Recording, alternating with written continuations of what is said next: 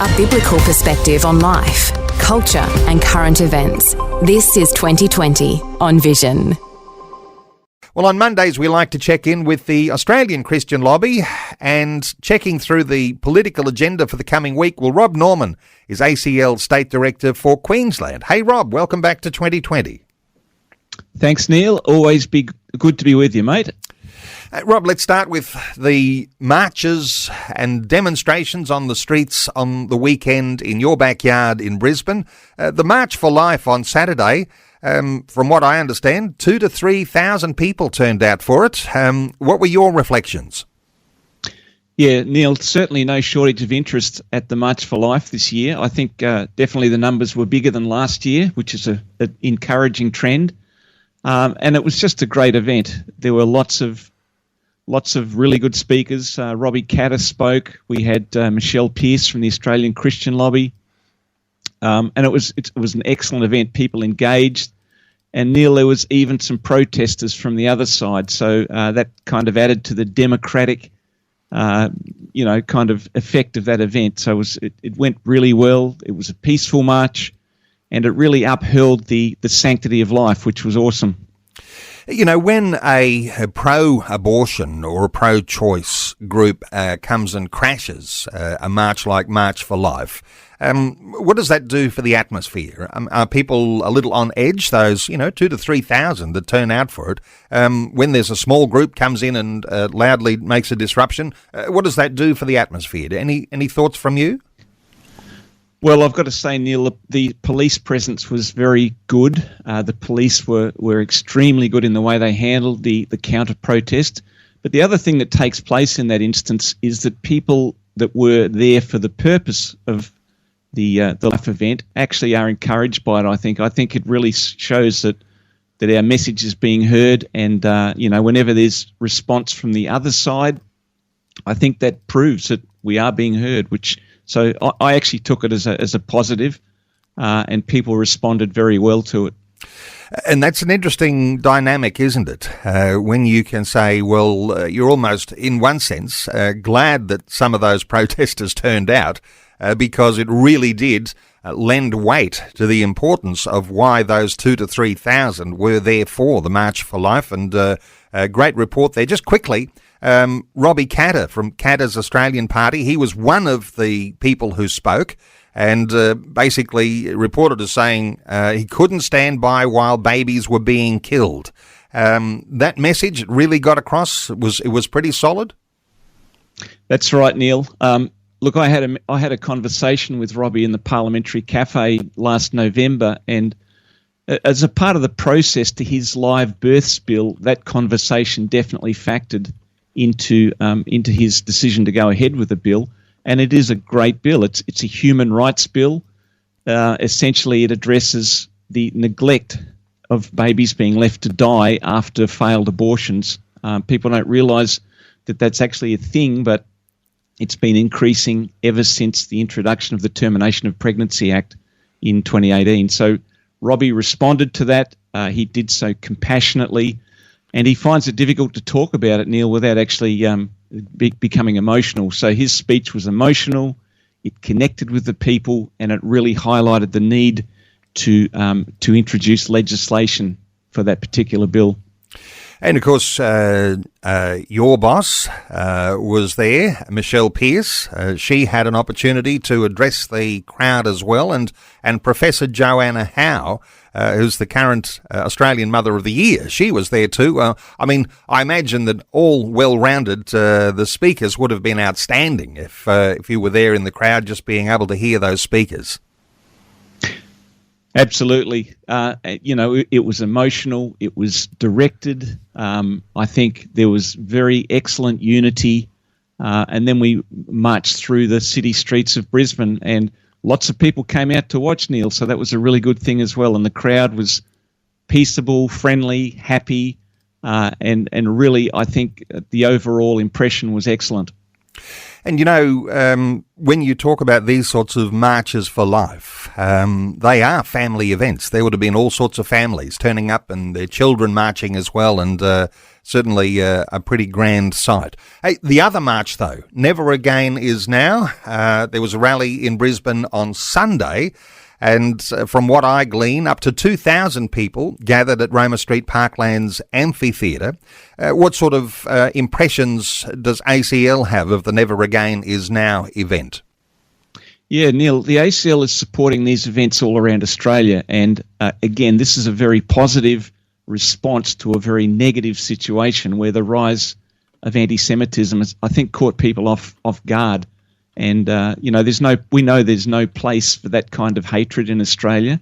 And again, these events really portray a very positive attitude towards the Jewish people. And so, again, this event, reportedly thousands of people. I think the media said there were hundreds. So again, we know that when there's that kind of conflict or opposition, that again, these events are actually cutting through. Now, Dave Pellow, the founder of the Church and State Summits, he was one of the speakers. And from what I understand, Dave took Christian churches to task.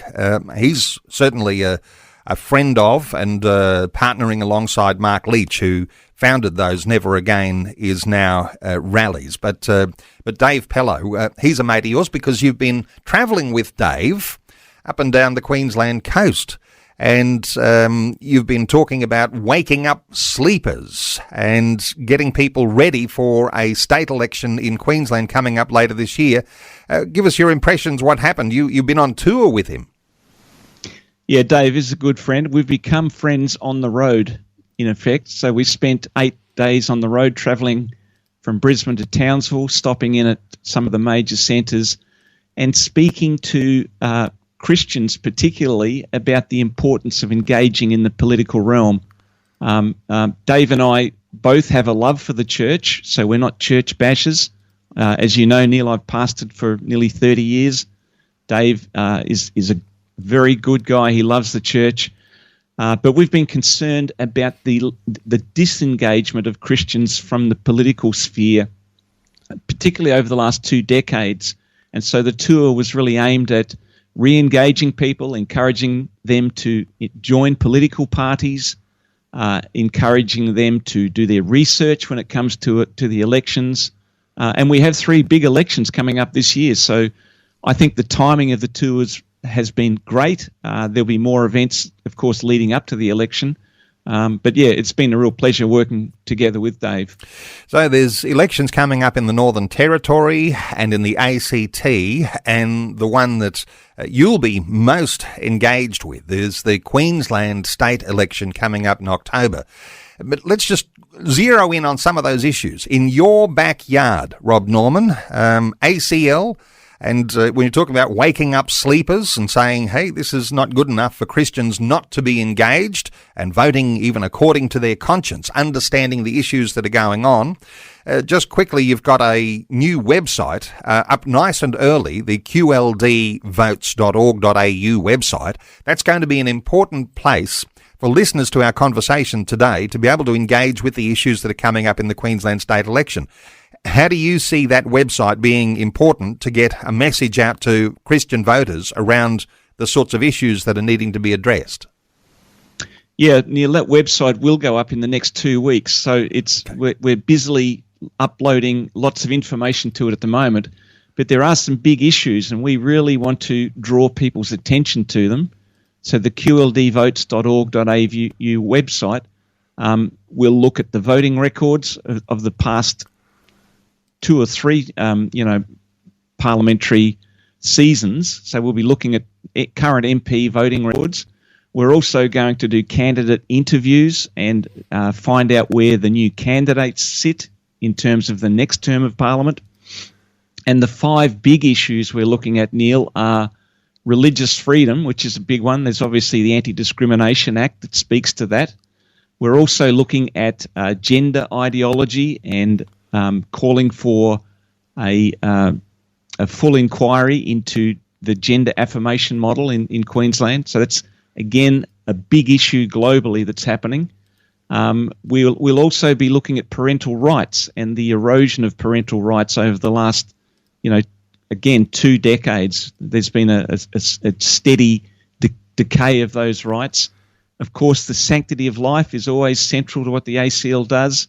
And then we'll have a reflective look at prostitution reform and how we can improve that going into the future as well. So the website will be jam-packed and loaded right up till the election.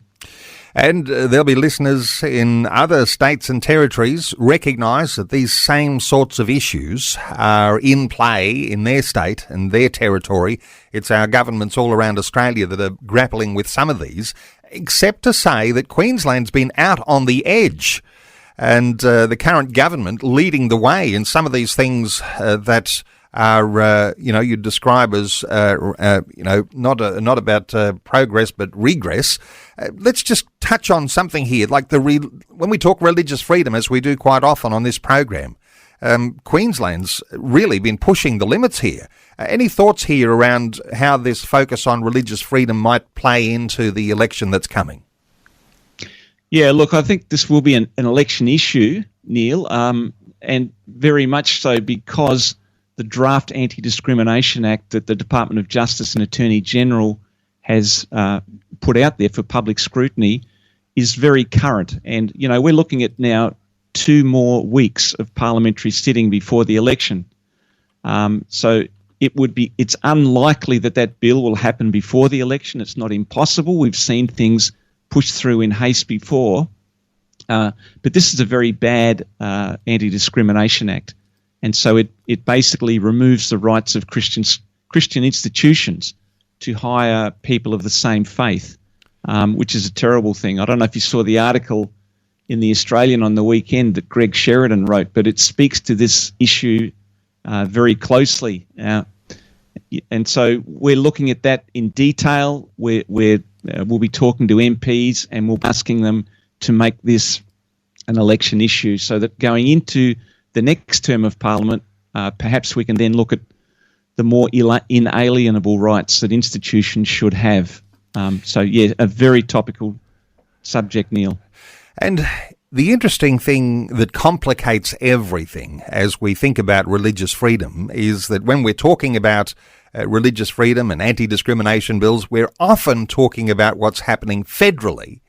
But all the states have no doubt their own push towards these sorts of issues. And Queensland, when you start to talk about, what one state is doing and another state and another territory, and then what's happening federally, it can get quite confusing, can't it? So making sense of that's not so easy, is it, Rob? No, that's correct. And look, I've been saying to people, Neil, that in Queensland particularly, but all states, we're facing a double-barreled shotgun. And so on the one hand, we've got the feds introducing or speaking about at least a religious discrimination bill, with the overarching problem in that being Section 38 of the Sex Discrimination Act that has previously given churches the right to, quote, discriminate. And that's a balancing right.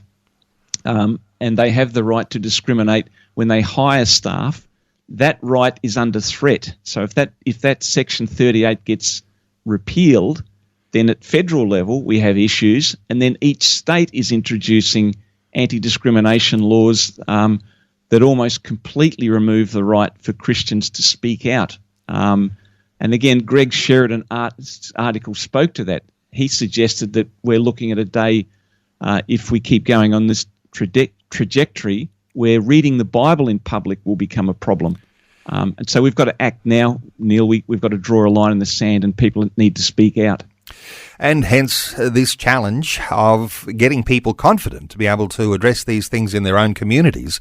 That's going to be a challenge, but I know you'll be working, full speed to try and make those understandings happen before the Queensland state election. Hey, but things like this gender ideology issue and the ACL, honour to you because you're pushing for a full independent inquiry into gender affirmation. I mean, there's been other groups around the nation who've been trying to get this on the agenda in their state parliament. Is there a positive possibility and good aspiration here for that happening in Queensland? This certainly is. And look, I think we know that globally there is a pushback beginning to happen. So in Queensland, what we've got, Neil, is that we've just had 9,000 plus signatures on an e-petition that's been sponsored by Shane Knuth, the Katter MP, and that will be tabled before the election.